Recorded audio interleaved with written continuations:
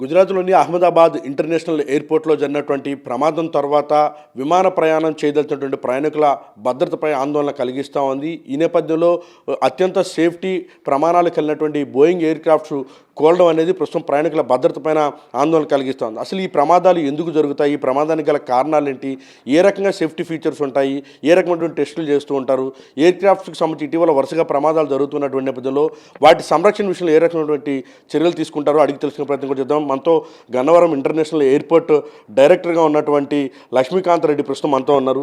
Sir, ఏంటి ఇటీవల కాలంలో ఎయిర్ క్రాఫ్ట్స్ అనేవి ప్రమాదాలకు గురవుతూ ఉంటాయి, రకరకాల కారణాలు మనం చూస్తుంటాం. ముఖ్యంగా సేఫ్టీ కావచ్చు, స్పీడ్ కావచ్చు, టెక్నాలజీకి సంబంధించి కావచ్చు, అనేక రకాల ఫీచర్స్ ఉన్నటువంటి బోయింగ్ ఎయిర్ క్రాఫ్ట్స్ కూడా ప్రమాదాలు జరుగుతుంది. అసలు ఒక ఫ్లైట్ టేక్ ఆఫ్ అవ్వాలంటే ఏ రకమైన టెస్టులు చేస్తారు, వాటికి సంబంధించి లైఫ్ టైం ఎంతకాలం ఉంటుంది సార్? నిజంగా నిన్న అహ్మదాబాద్లో జరిగిన యాక్సిడెంట్ అనేది చాలా చాలా దురదృష్టకరమైన యాక్సిడెంట్. ఇంతమంది ప్రాణాలు కోల్పోవడం అనేది నిజంగా చాలా sad issue. But as far as ప్రయాణికులు ఆందోళన పడడం అన్న విషయం న్యాచురల్ ఇటువంటి సిచ్యుయేషన్స్లో. But as a aviation field person having an experience of 27 years, I can say that the highest standards are being followed in aviation industry. ఒక flight take off అవుతుంది అంటే దానికి అన్ని checks as per procedures checks చేసి అన్నీ పర్ఫెక్ట్గా ఉన్నాయి అని అనుకుంటే తప్ప ఆ ఫ్లైట్ని రిలీజ్ చేయరు. ఏ చిన్న అనుమానం వచ్చినా కూడా ఫ్లైట్ని వెంటనే అక్కడితో ఆపేసి డిలే చేసి కానీ మళ్ళీ నెక్స్ట్ ఫ్లైట్లో పంపిస్తారు. కానీ రిస్క్ ముందే తెలిస్తే మాత్రం ఎట్టి పరిస్థితుల్లో కూడా ఆ ఫ్లైట్ని అలౌ చేయరు. సో ఆ సేఫ్టీ అన్నది ఓకే, యాక్సిడెంట్ జరిగింది, this is one of the accident, but we see thousands of flights flying daily. So standards are being followed. Sir, ఏ టెస్టులు చేస్తారు? ఒక ఫ్లైట్ టేక్ ఆఫ్ కావాలంటే మనం ఒక పైలట్కి సంబంధించి 100 రకాలైనటువంటి క్వశ్చన్స్ రైజ్ చేస్తుంటాం. ఇతను ఫ్లైట్ టేక్ ఆఫ్ చేయగలడా లేదా, అతని హెల్త్ కండిషన్ ఎట్లా ఉంటుంది, గతంలో ఎంతకాలం అతను ఈ ఫ్లైట్లు చేశారు. సో వీటన్నిటితో పాటుగా ఒక ఫ్లైట్కి సంబంధించి టేక్ ఆఫ్ అంటే ఎన్ని రకాల టెస్టులు చేస్తారు, వాటికి సంబంధించి పర్మిషన్ అంతా ఎట్లా ఉంటుంది సార్? ముఖ్యంగా పైలట్స్ గురించి చెప్పారు కాబట్టి, ఒక పైలట్ ఒక ఫ్లైట్కి, అంత పెద్ద ఫ్లైట్కి ఒక పైలట్, క్యాప్టెన్, ఒక కో పైలట్ ఉన్నారు అని అంటే వాళ్ళు చాలా ఎక్స్పీరియన్స్ అయిన తర్వాత చాలా టెస్టులు, సిమ్యులేషన్ టెస్టులు అని చేసిన తర్వాత కానీ వాళ్ళకు క్లియరెన్స్ ఇవ్వడం జరగదు.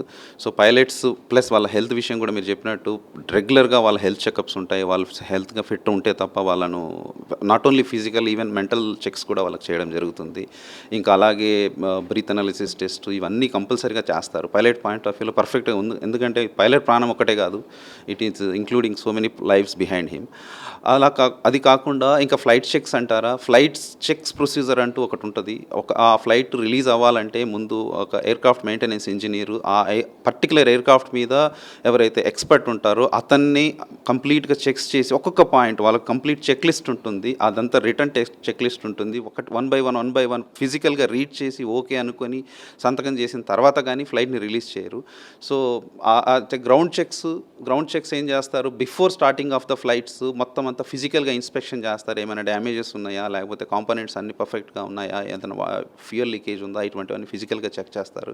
దాని తర్వాతనే పైలట్, ఫ్లైట్ ఇంజనీరు ఓకే చెప్పిన తర్వాతనే పైలట్ వచ్చేసి కాక్పిట్లో కూర్చొని టేక్ ఆఫ్కి స్టార్టప్ పర్మిషన్ తీసుకుంటారు. స్టార్టప్ పర్మిషన్ ఏటీసీ స్టార్టప్ పర్మిషన్లో మొత్తం అన్ని గ్రౌండ్ కండిషన్స్ అన్ని పర్ఫెక్ట్గా ఉన్నాయి. Clearances not only starting point, destination వరకు ఎంటైర్ రూట్ క్లియర్గా ఉంది అనుకుంటేనే ఏటీసీ వాళ్ళకు స్టార్టప్ పర్మిషన్ ఇవ్వడం జరుగుతుంది. ఒకసారి స్టార్టప్ అయిన తర్వాత before moving pilots engines on చేసిన తర్వాత, ఎందుకంటే before starting the engines they cannot check what is the engine condition, but after starting the engine while rolling they will check each and everything అనమాట. అన్ని engine parameters పర్ఫెక్ట్గా ఉన్నాయా లేదా, controls move అవుతున్నాయా లేదా, ఇటువంటి చెక్స్ వాళ్ళకు పైలట్స్ కూడా ఒక చెక్ లిస్ట్ ఉంటుంది. కో పైలట్ వాటిని లిస్ట్ చూసి చదువుతారు.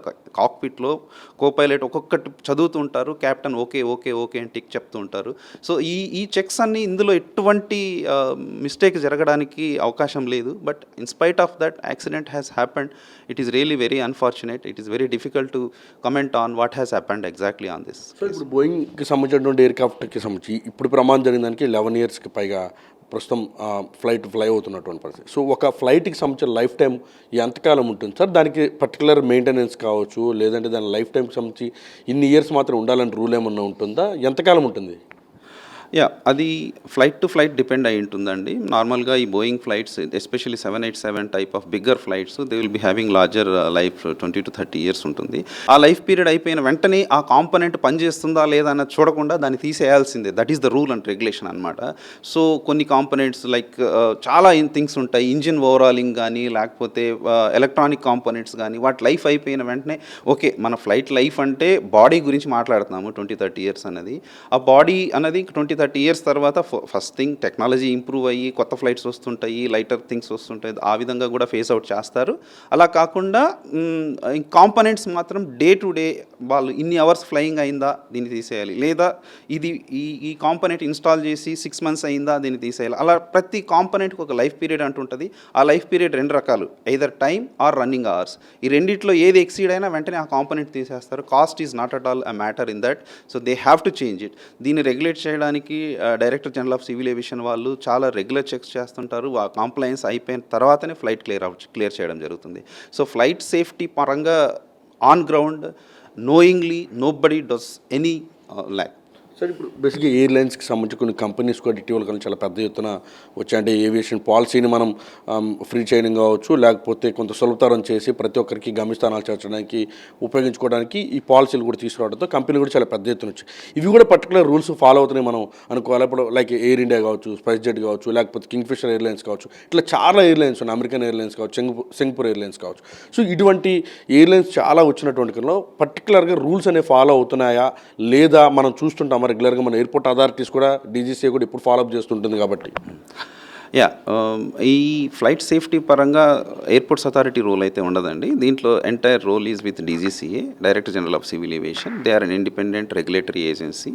They are under ministry of civil aviation directly. So they will strictly follow the procedures and the airlines have to must, అంటే ఆ ఎయిర్లైన్ ఎటువంటిదైనా కూడా ఆ స్టాండర్డ్స్ ఉంటేనే వాళ్ళు ఎయిర్లైన్ స్టార్ట్ చేయగలరు, వాళ్ళకి పర్మిషన్లు ఇస్తారు. అలా అంటే ఇబ్బడిగా ఫ్లైట్స్ వస్తున్నాయి, స్టాండర్డ్స్ ఏమైనా తగ్గుతాయంటే అలాంటిది ఏమి ఉండదండి. ఎందుకంటే each flight is important, each flight is having lifes with it. ఈ ప్రమాదాలు జరగడానికి ఫైనల్గా రీజన్ ఏమై ఉండొచ్చు సార్? అంత చెక్ లిస్ట్ మనం సేఫ్టీకి సంబంధించి ప్రికాషన్స్ తీసుకున్నా, లేకపోతే ఈ మొత్తం వెరిఫై చేసి ఫ్లైట్ టేకాఫ్కి పర్మిషన్ ఇచ్చినా కూడా ప్రమాదాలు జరుగుతున్నటువంటి తీరుకు సంబంధించి కారణాలు ఏమై ఉండొచ్చు అనుకుంటున్నారు సార్? మీరు చాలా కాలం నుంచి ఈ ఫీల్డ్లోనే ఉన్నారు కాబట్టి మీ ఎక్స్పీరియన్స్ని బేస్ చేసుకుని. Unfortunately, I am not competent enough to talk on that point because what has happened అన్నది వెరీ హై లెవెల్లో ఇన్వెస్టిగేషన్ జరుగుతుంది. ఫ్లైట్ బ్లాక్ బాక్సెస్ కానీ, కాక్పిట్ వాయిస్ రికార్డర్స్ కానీ వాటన్నిటిని చూసి అనలైజ్ చేసి ఖచ్చితంగా దీనికి రీజన్ ఏమైంది అన్నది ఖచ్చితంగా బయటపడుతుంది. కానీ ముందే మనము దాని గురించి మాట్లాడడం it is very premature.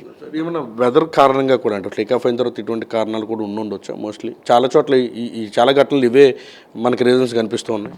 Yeah, you have really touched a right point. Weather is one of the major reason for majority of the flight accidents. But in case lo, I don't think there was any weather issue. As we can see from the visuals, weather was very clear. So weather paranga, I'm very sure that it cannot be a weather problem. So ఇది ప్రస్తుతం Gannavaram international airport Laxmikant Reddy గారు చెప్తోంది. దేశవ్యాప్తంగా కావచ్చు, ప్రపంచవ్యాప్తంగా అనేక రకాల ఎయిర్లైన్స్కి సంబంధించిన కంపెనీలు ఉన్నాయి. అవన్నీ కూడా డీజీసీఏ కంట్రోల్లో ఒక దేశం నుంచి ఇంకో దేశానికి, ఒక రాష్ట్రం నుంచి ఇంకో రాష్ట్రానికి, ఒక ఎయిర్పోర్ట్ నుంచి ఇంకో ఎయిర్పోర్ట్కి ట్రావెల్ చేయాలంటే కనుక ఖచ్చితంగా నిర్దిష్టమైనటువంటి అనుమతులు ఉంటాయి. ప్రతి ఫ్లైట్ని కూడా పర్టికులర్ టైంలో చెక్ చేసిన తర్వాత మాత్రమే వాటికి అనుమతిస్తూ ఉంటారు. అయితే ప్రమాదాలు జరగడానికి చాలా రకాల కారణాలు ఉండొచ్చు. అవి ఏ కారణాలు ఏంటనేది విచారణ తర్వాత తెలుస్తుంది. సేఫ్టీ పరంగా, టెక్నాలజీ పరంగా ఇంత అభివృద్ధి చెందింది అయినప్పటికీ కూడా అనుకోని కారణాల రీత్యా కొన్ని ప్రమాదాలు జరుగుతున్నాయి కాబట్టి వాటికి సంబంధించి రకరకాల కారణాలు ఉంటాయి కాబట్టి విచారణ తర్వాత వెళ్ళలోకి వచ్చేటటువంటి అవకాశం అవుతుంది. ఖచ్చితంగా ఒక ఫ్లైట్ టేకాఫ్ అవ్వాలంటే అనుమతులు ఉండాలి. అందుకు సంబంధించి డీజీసీఏ రూపొందించినటువంటి గైడ్లైన్స్ కావచ్చు, వాటికి సంబంధించి చాలా స్పష్టంగా అమలైన తర్వాత మాత్రమే అనుమతిస్తారంటూ కూడా ఇటు గన్నవరం ఇంటర్నేషనల్ ఎయిర్పోర్ట్ లక్ష్మీకాంత్ రెడ్డి అయితే చెప్తా ఉన్నారు. కెమెరా పర్సన్ చేయంతో వసంత్ 3v9 విజయవాడ.